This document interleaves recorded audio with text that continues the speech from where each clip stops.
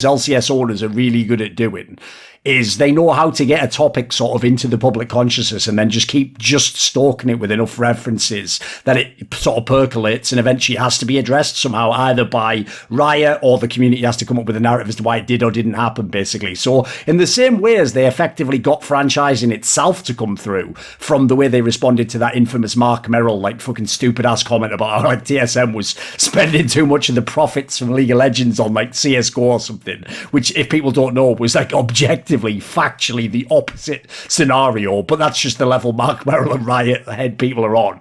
So in the same way as they got that to be a big issue, they've managed to connect the fact that they can't just have carte blanche to import any player from around the world, which they claim, apparently some of them, that they need to have to compete with, you know, the Koreans, the Chinese, etc., even Europe potentially. They've connected that factor with the notion that like this is why they underperform internationally, which is already like there's a tenuous connection there, but it's not as like cause and effect as they're making it. So as a result, understandably, basically every time NA doesn't do really well internationally, which is going to happen, so this is an obvious case where Cloud9 didn't even make the playoffs of MSI, it's going to make people immediately come back to the same discussion of, does this mean we need more imports? Or in this particular case, I think you even saw how it affected the framing of this MSI, because it gave people all this hype around teams like Fentanet from Oceanic region that they never would have cared about before, because some of them were thinking maybe these players will be in the LCS next season. Maybe, I mean, half the jokes were even like, wow,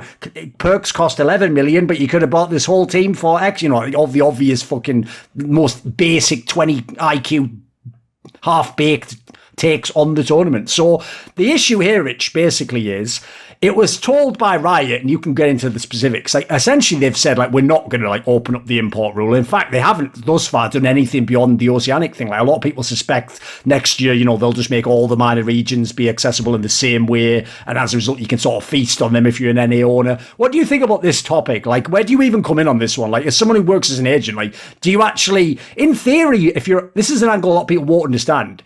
In theory, if you're a player, unless you're a player like a Vulcan, Doublelift, Dardoch, who directly benefit from this sort of a ruling, actually for most players, import rule actually is essentially a negative, right? Because it prevents them from going to certain regions or getting value within the contract. So where do you even come into this topic from as we go into the specifics, Rich? Are you against the concept of an import rule? I mean, just quickly on the player's side, I mean, obviously it has the flip side of if the gates are open and everyone can import, then the average salary per person who's imported is obviously going to be less, right? Right now they're treated as a rarer commodity. Yes. So they're going to be, you know, in terms of like the actual import rule, just to sort of frame what Kris Greeley, the LCS commissioner, said, because I think it's important to say, he basically said, he just kept reiterating how it's a global rule. And to me, the implication when I was first listening to him was, okay, he's basically implying that the NA teams are pushing for it, but because it's a global rule, it's not just about them and it has to be consistent and blah, blah, blah. Right. But then he kind of surprised me at the end when he tacked on, oh, and by the way, the NA teams didn't request it.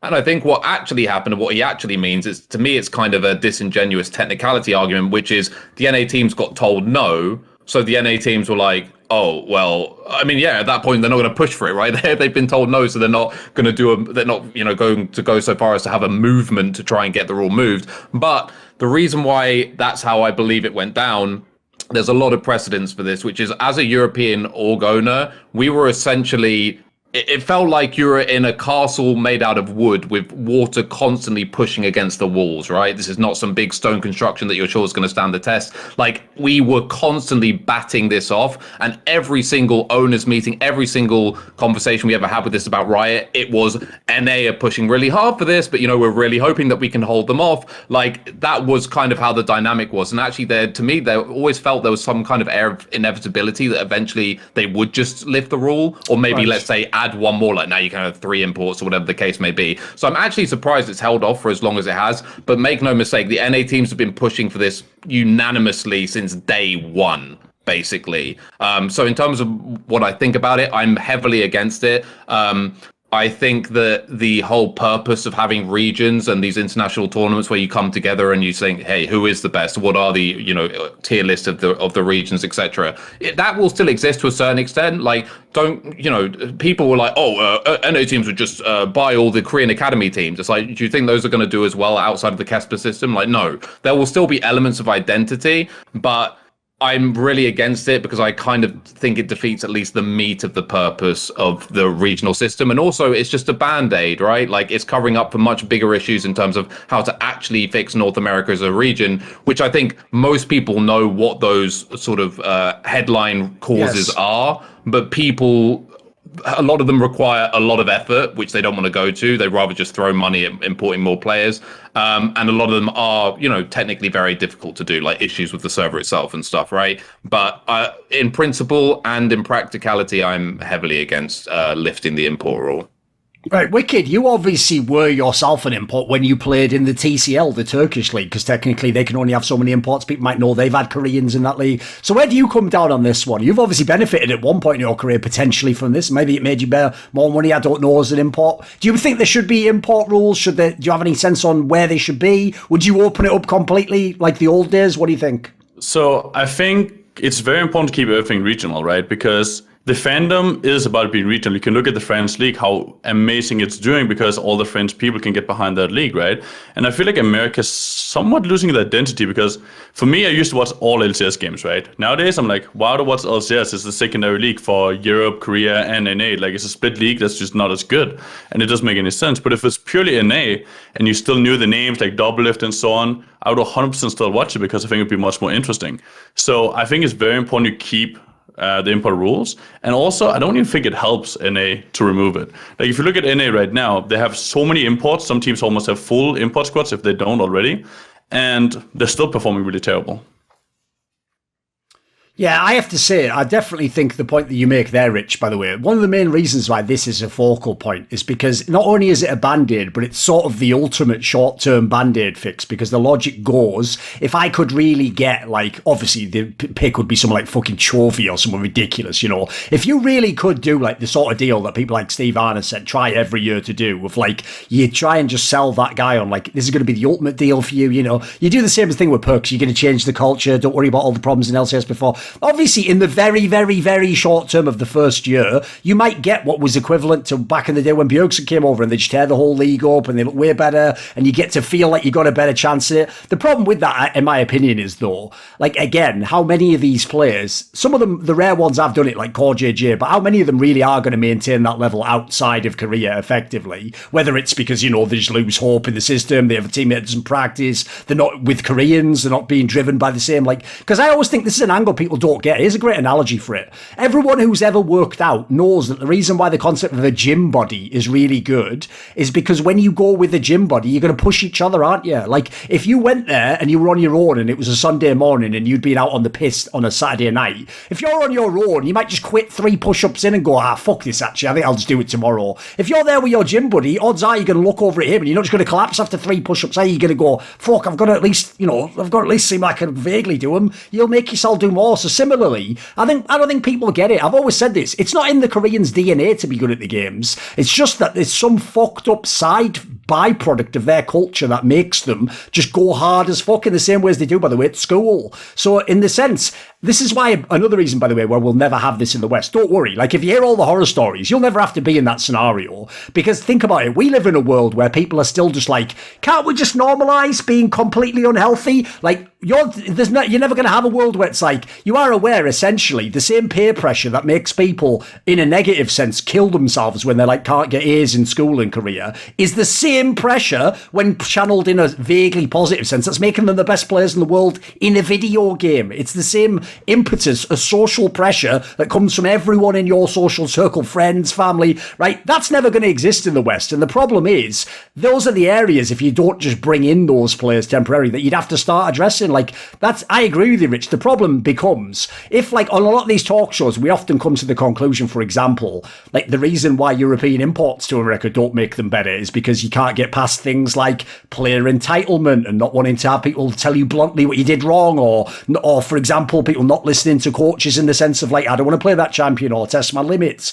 So basically, you need a culture change, and that's really fucking hard. Like one team alone, it's going to be hard to do that even within one team. Even in terms of the players, it's going to be hard to get the right players that can do that. So I do think they do that because it's just the most easy, obvious solution. But I don't even necessarily agree it is the solution. Like I said earlier, I think even if you got Chovy and you got, I don't know, fucking pick anyone you want, some sick Korean AD carry and then some Chinese jungler, like at the end of the day, you're probably still not going to be better than the best LPL team, are you? Like it's not really going to solve the problem. I don't know. I feel like that one's a bit of like, I almost feel like that's like a scarecrow they've put up to just like get what they want financially, which is they just want to market the best players in LCS. You know, like legitimately, they do want Chovy to be in a Team Liquid jersey and then Deft to be in a fucking Cloud9 jersey. Well, like they just want to market that angle. I don't know that I even buy that they believe they would win Worlds. I think one thing that's also missed a lot is in a team, I think it's extremely important to actually trust each other and be friends. Like just having good players and only importing people all the time doesn't necessarily create that bond between people. And I've noticed then teams are good friends. Like if you look at G2, for example, if you look at Old LG and so on, and a lot of other teams, they play much better and everyone seems to perform better. And also whenever something bad happens, like they lose some games in a week or whatever, they come back much stronger next week and it doesn't affect them as much if the teams are actually friendly towards each other and have a good team culture.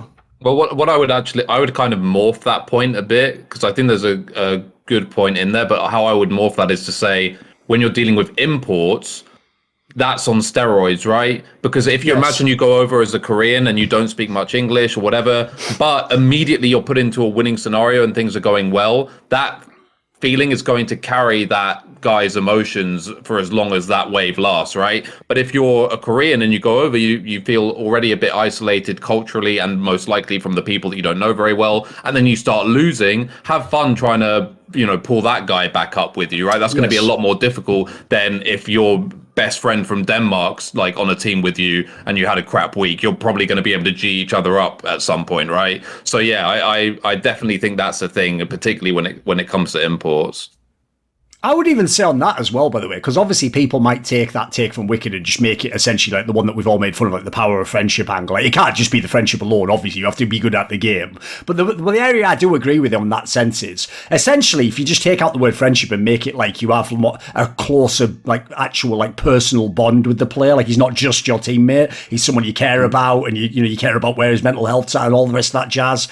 You can obviously see how that would help people, be resilient when you're losing, bounce back from losses, like basically not blame each other. There's obvious angles where it would help. I would say that also ties into the immaturity angle, because if you think about it, right, one of the things I am always incredibly impressed about with actually like European football, soccer, is how many of the teams in my own country of the Premier League, right, obviously one of the main leagues in the world now, I actually genuinely didn't think that we would be able to have teams that would be the best, that would have players from every possible country. Like, I didn't think you could take like an Italian winger and put him with a Brazilian striker and then a fucking guy from Poland as a midfielder. Like, I genuinely thought like the culture class is going to be too crazy on this. Like, basically, I thought it was like CS and you would probably need like, a general core from the same place, and then you can have one or two geniuses, basically. And one of the reasons I think I was wrong is what I underestimated actually is when I use the esports example, those are young guys who haven't necessarily had the level of maturity. In theory, a football player is probably like a 28-year-old man who has lived in many different cultures,